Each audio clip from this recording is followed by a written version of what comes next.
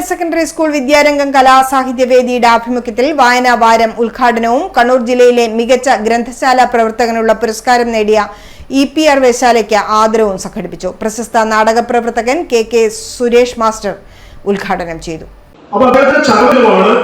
നമ്മൾ വായനാ ദിനമായി ആചരിക്കുന്നത്. അത് 97-ലാണ് അങ്ങനെ ആചരിക്കാൻ വേണ്ടി തുടങ്ങിയത്.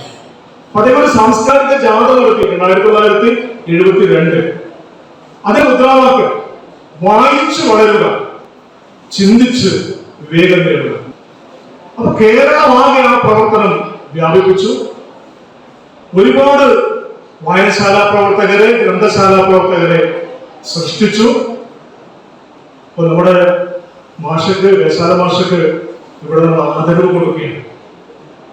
ഇതുപോലെ PM പണിക്കരെ പോലെ കണ്ണൂർ ജില്ലയിലെ തന്റെ ഗ്രാമത്തിൽ കൂടെയുള്ള ചെറുപ്പക്കാരെയൊക്കെ കൂട്ടിച്ചേർത്ത് വായനശാല സ്ഥാപിക്കുകയും അതിന്റെ പ്രവർത്തനത്തിൽ പങ്കുചേരുകയും അത് ജില്ലാ ലൈബ്രറി കൗൺസിലിന്റെ ഭാരവാഹിയായി പ്രവർത്തിക്കുകയും അതോടൊപ്പം തന്നെ പൊതുരാഷ്ട്രീയ പ്രസ്ഥാനത്തിന്റെ സംസ്ഥാന തലത്തിൽ വരെ എത്തുന്ന പ്രവർത്തനങ്ങളൊക്കെ കാഴ്ചവെച്ച് ഇന്ന് ലൈബ്രറി കൗൺസിലിന്റെ മികച്ച ഒരു ആദരവ് ഏറ്റുവാങ്ങിയാണ്.